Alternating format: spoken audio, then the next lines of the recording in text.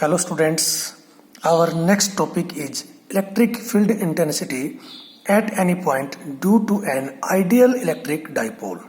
ठीक है, अभी तक हमने इक्वेटोरियल लाइन के ऊपर और एक्सियल लाइन के ऊपर इलेक्ट्रिक फील्ड इंटेंसिटी कितनी होगी इलेक्ट्रिक डाइपोल की वजह से पढ़ा था। अब हमने कहा कि हमने क्या लेना, एक आइडियल इलेक्ट्रिक डाइपोल लेना है, ठीक है, जिसकी वजह से किसी भी पॉइंट के ऊपर, जो कि पॉइंट ना तो एक्सियल लाइन पे एग्जिस्ट करता है ना इक्वेटोरियल लाइन पे एग्जिस्ट करता है, वो कहीं पर भी और किसी दूसरी जगह पे एग्जिस्ट करता है, तो उस केस के अंदर हम क्या करेंगे, इलेक्ट्रिक फील्ड इंटेंसिटी अपने को क्या करनी है, फाइंड आउट करनी है।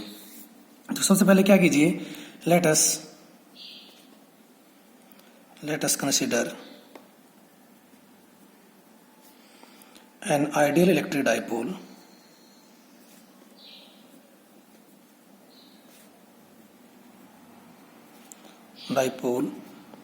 P। ठीक है, हमने क्या कर लिया बेटा, एक यहाँ पे मैं बना रहा हूँ साथ साथ, हमने एक आइडियल इलेक्ट्रिक डाइपोल मान लिया P। ठीक है, okay, minus q plus q. अब ideal electric dipole, ideal dipole का मतलब क्या है कि दोनों पॉइंट चार्जेस के बीच में जो डिस्टेंस है, सेपरेशन, वो बहुत कम हो। ठीक है, यानी कि कम हो। Consider a point S. Point को मैंने एस इसलिए माना क्योंकि हमने यहां पर डाइपोल को किससे माना है, पी से। Consider a point S at a distance r from the center of dipole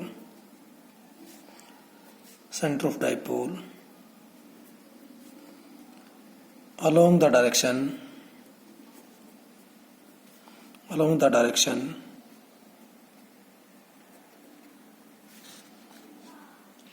making angle theta with dipole। ठीक है बेटा, क्या कीजिए, एक ये मान लिया डाइपोल को क्या है, सेंटर। ठीक है, हमने क्या किया, एक पॉइंट मान लिया यहां पर एस। ठीक है, ये एस पॉइंट हमने मान लिया। इस एस पॉइंट की जो डिस्टेंस है सेंटर से, वो कितनी मान ली हमने, आर। ठीक है, और बेटा ये कितना एंगल बना रहा है, थीटा एंगल बना रहा है। ठीक है, ये जो डायरेक्शन है इस पॉइंट एस की, ये डाइपोल के साथ कितना एंगल बना रही है, थीटा। ओके, अब क्या करेंगे हम, जो ये मोमेंटम है, सॉरी डाइपोल मोमेंट है, डाइपोल मोमेंट को हम दो रेक्टेंगुलर कंपोनेंट्स में डिवाइड कर देंगे। लेट अस रिजोल्व, लिख सकते हैं हम, let us resolve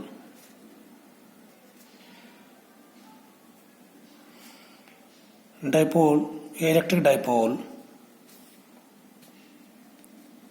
moment, electric dipole moment P into two rectangular components।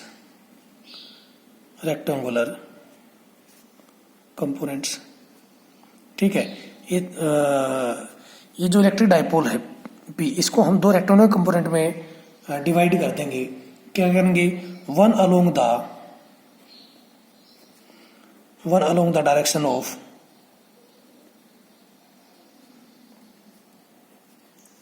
Point S. ठीक है, जिसमें से एक कंपोनेंट क्या होगा बेटा, एस की डायरेक्शन के अलोंग मान लिया हमने। ठीक है, इसको मैंने नाम दे दिया P1। क्या नाम दे दिया इसको, P1। और रेक्टेंगुलर कंपोनेंट की बात हुई है, तो दूसरा हम कैसे मानेंगे,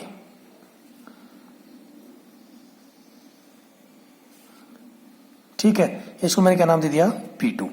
अब देखो यहाँ पे आपको जो दिख रहा है एंगल के साथ में जो हम बुझा लेते हैं, ठीक है, उसको मैंने क्या कहा था, कोस थीटा में लिखते हैं। तो मोमेंटम क्या था, P। ठीक है, तो जो किसके अलग होगा, इस पॉइंट एस के डायरेक्शन में, उसको हमने माना P1, और P1 किसके बराबर है यहाँ पर, P कोस ऑफ थीटा। ठीक है, तो मैंने क्या लिख दिया, P1 इजिकल टू में P कोस ऑफ थीटा। तो दूसरा कितना होगा, P2 किसके इक्वल होगा, P साइन ऑफ थीटा के इक्वल होगा। ठीक है, तो हम यहाँ पे क्या लिख सकते हैं बेटा, and another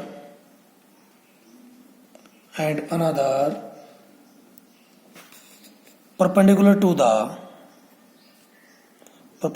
the direction of point S, दूसरा जो पॉइंट एस की डायरेक्शन है उससे परपेंडिकुलर लेंगे, ठीक है, उसको क्या नाम दे देंगे P2, और P2 किसके इक्वल होगा यहाँ पे P साइन ऑफ थीटा। ये मैंने आपको डायग्राम में बता ही दिया, ठीक है। अब देखो बेटा यहाँ पर जो P1 है यानी कि जो P कोस थीटा ये एक सेपरेट इलेक्ट्रिक डाइपोल की तरह बिहेव करेगा, और P2 जो है यहाँ पर P2 साइन थीटा ये एक अलग इलेक्ट्रिक डाइपोल की तरह बिहेव करेगा। अब मान लो P1 है ये एक अलग इलेक्ट्रिक डाइपोल है और P2 एक अलग इलेक्ट्रिक डाइपोल है, तो अगर हम इस इलेक्ट्रिक डाइपोल की बात करेंगे किसकी P1 की, तो P1 के ऊपर तो अगर इस पॉइंट को हम कंसीडर करें तो ये किस पे एग्जिस्ट कर रहा है, एक्सियल लाइन पे, ठीक है, किस पे एग्जिस्ट कर रहा है, इसके एक्सियल लाइन पे।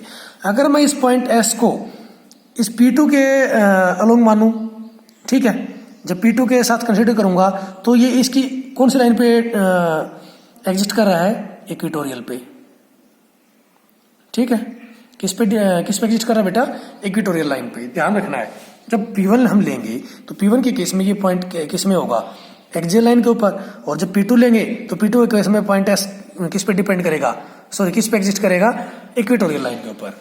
Okay, let E1 and E2 be the electric field, let E1 and E2 be the electric field intensity due to P1 and P2 respectively, ठीक है। हमने मान लिया P1 की वजह से इलेक्ट्रिक फील्ड है वो E1 होगा और P2 की वजह से E2 होगा। अब देखो बेटा हमने पीछे पढ़ा था, जब हमने पढ़ा था हमने क्या पाया था कि जब जो पॉइंट है जिस पर हम इलेक्ट्रिक फील्ड फाइंड आउट कर रहे हैं, अगर वो डाइपोल की एक्सियल लाइन पे एग्जिस्ट कर रहा है तो जो नेट इलेक्ट्रिक डाइपोल होगा, ठीक है, वो किसकी डायरेक्शन में होगा, डाइपोल मोमेंट की डायरेक्शन में, ठीक है, किस डायरेक्शन में होगा, डाइपोल मोमेंट की डायरेक्शन में। और जब हम उसकी इक्वेटोरियल लाइन के ऊपर ले रहे थे, ठीक है, तो यहाँ पर जो एरो है ये किसी चीज को दिखा रहा है, डाइपोल मोमेंट की डायरेक्शन, ठीक है। तो P1 के केस में डाइपोल मोमेंट की डायरेक्शन कौन सी है, ये, तो इलेक्ट्रिक फील्ड भी किस डायरेक्शन में होगा, इस डायरेक्शन में। P1 की वजह से कितना मान लिया हमने, E1। अब P2 के केस में जब हम देखते थे तो डाइपोल मोमेंट जो इलेक्ट्रिक फील्ड होता था वो डाइपोल मोमेंट से अपोजिट डायरेक्शन में होता था। अगर इसकी डायरेक्शन ये है तो इसकी डायरेक्शन कौन सी होगी, ये E2 डायरेक्शन क्या होगी, ये। तो देखो जब हम मानते थे कि जो पॉइंट है वो इक्वेटोरियल लाइन पे एग्जिस्ट करता है तो उस टाइम पर इलेक्ट्रिक फील्ड की जो डायरेक्शन थी वो डाइपोल मोमेंट की डायरेक्शन से अपोजिट होती थी। तो जब हम P2 की बात कर रहे हैं तो P2 के तो इक्वेटोरियल लाइन पे एग्जिस्ट कर रहा है ना ये, ठीक है, तो उस केस में जब इलेक्ट्रिक फील्ड डायरेक्शन क्या होगी, इस P2 से अपोजिट होगी। ओके, तो ऑब्वियसली बात है, जब देखो बेटा P1 और P2 के बीच में 90 डिग्री एंगल है, रेक्टेंगुलर कंपोनेंट्स है ना, तो यहाँ पर भी कितना एंगल होगा, 90 डिग्री। ओके, तो जो रिजल्टेंट है उस वो किससे मिलेगा हमें, इस आर्म से।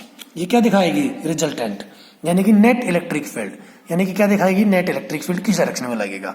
ओके, अगर मैं इस पॉइंट को और इस पॉइंट को मिला दूं तो ये क्या बन गई, आपको पीछे ध्यान है हमने पढ़ा था parallelogram law of vector addition, ठीक है, उसको अप्लाई करके हम क्या निकाल सकते हैं यहाँ पे इलेक्ट्रिक फील्ड, देखिए कैसे। ओके, अब देखो बेटा जब हम बात कर रहे हैं E1 की, E1 के केस में हमने क्या कहा कि जो ये पॉइंट S है, ठीक है, ये किस पे डिपेंड कर रहा है, एक्सियल लाइन पे।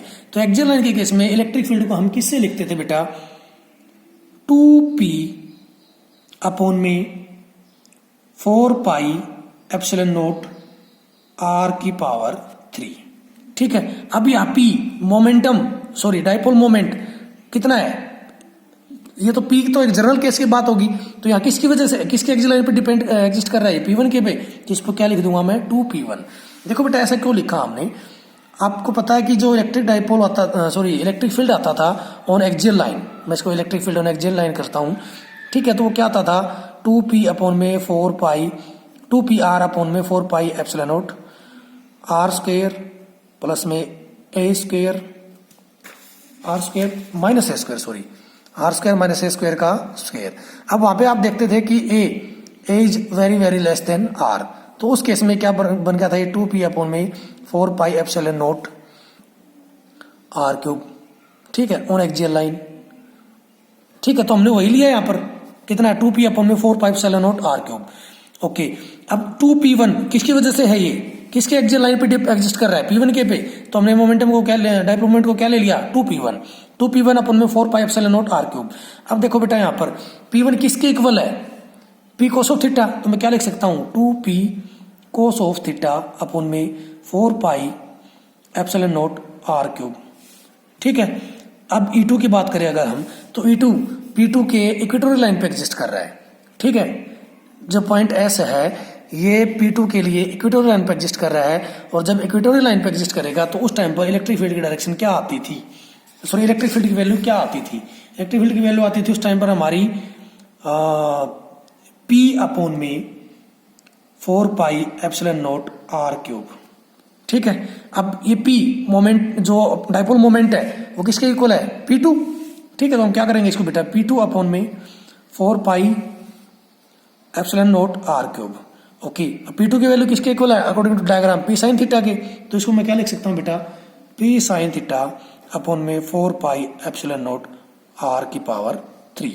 ठीक है, इसको मैंने नाम दे दिया इक्वेशन नंबर 1, ये नाम दे दिया इक्वेशन नंबर 2। अब देखो बेटा अगर डायग्राम की बात करूं तो ये E1 की वैल्यू आ गई, ये E2 की वैल्यू आ गई। अब हमें तो क्या निकालना है, net electric field. Therefore net electric field, therefore net electric field is given bye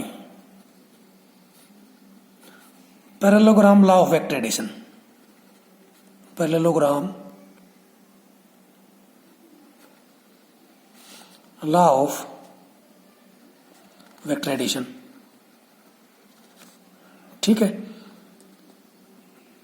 तो according to parallelogram law of vector addition E net कितना बनेगा बेटा, या net result net electric field कहिए चाहे इसको रिजल्टेंट इलेक्ट्रिक फील्ड कहिए, क्या बनेगा E1 स्क्वायर प्लस में E2 स्क्वायर प्लस में 2E1 E2 cos of theta. ठीक है, अब यहाँ पर देखो E1 और E2 के बीच में कितना डिग्री एंगल बन रहा है, 90 डिग्री, तो हम थीटा की जगह क्या पुट कर देंगे 90 डिग्री। क्या आ जाएगा E1 का स्क्वायर प्लस में E2 का स्क्वायर प्लस में 2E1 E2 cos of 90 degree. ठीक है, तो ये क्या आ जाएगा बेटा, कोस 90 आपको पता क्या होता है, जीरो। कोस 90 क्या होता है, zero, zero into something zero, तो क्या बन जाएगा नेट इलेक्ट्रिक फील्ड किसके इक्वल होगा, E1 का स्क्वायर प्लस में E2 का स्क्वायर। ठीक है, ये नेट इलेक्ट्रिक फील्ड आ गया, इसको कह दिया मैंने इक्वेशन नंबर 3। अब इक्वेशन 1 एंड 2 को किसमें पुट कर देंगे 3 में, तो जो हमारी थर्ड इक्वेशन आई है देखो क्या आई है, net electric field is equal to में under root of E1 square plus में E2 स्क्वायर। ठीक है, हमारी थर्ड इक्वेशन है, इसके अंदर हम इक्वेशन 1 और 2 को पुट कर देंगे, यानी कि E1 और E2 की वैल्यू पुट करेंगे, तो देखो क्या आएगा, E1 की वैल्यू क्या होगी under root of 2p cos of theta upon में 4 pi epsilon naught r cube total का स्क्वायर। ठीक है, ये आपको ध्यान रखना बेटा, प्लस में E2 की वैल्यू क्या आई थी P साइन थीटा अपॉन में 4 पाई एप्सिलॉन नॉट आर की पावर 3 का स्क्वायर। ठीक है, तो क्या बेटा मैं इसके अंदर अगर कॉमन निकाल सकता हूं P अपॉन में 4 पाई एप्सिलॉन नॉट आर की पावर 3 का स्क्वायर, कॉमन निकाल लिया, क्या बच गया अंदर ये 2 कोस थीटा का होल स्क्वायर प्लस में साइन थीटा का होल स्क्वायर, ये बचेगा। अब देखो इसके स्क्वायर से रूट कट गया तो बाहर आ जाएगा P अपॉन में 4 पाई एप्सिलॉन नॉट। ठीक है, क्या बचेगा अंदर अंडर रूट ऑफ क्या बचेगा 4 कोस स्क्वायर थीटा प्लस में साइन स्क्वायर थीटा।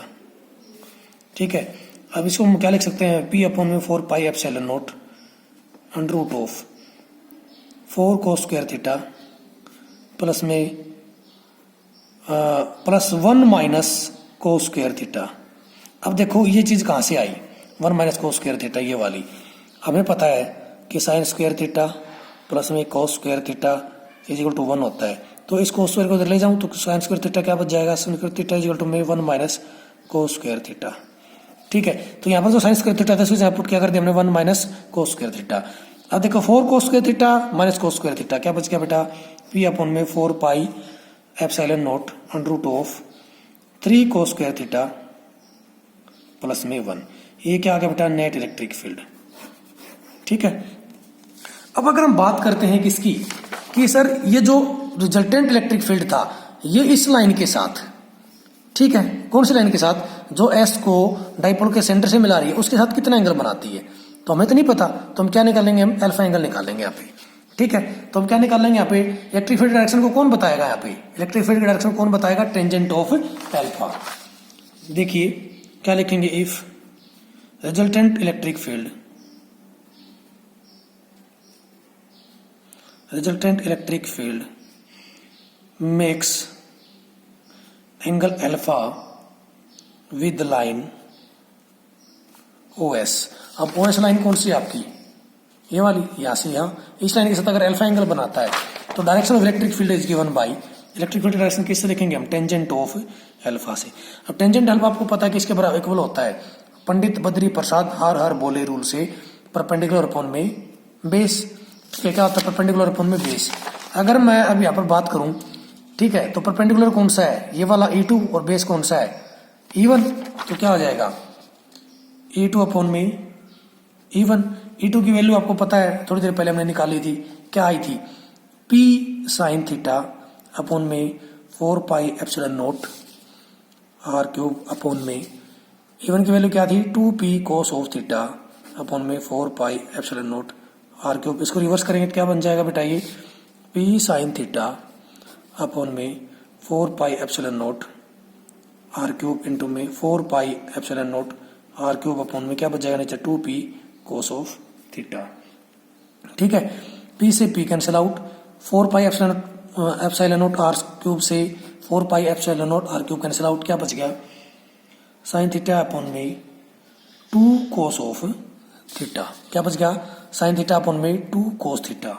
ठीक है, किसके इक्वल आया बेटा, ये टेंजेंट ऑफ अल्फा से। ठीक है, तो इसको मैं क्या लिख सकता हूँ, tangent of alpha is equal to, मैं अब आपको पता है sine theta upon cos theta किसके इक्वल होता है, टेंजेंट थीटा की, तो क्या लिख सकता हूँ 1/2 टेंजेंट ऑफ थीटा।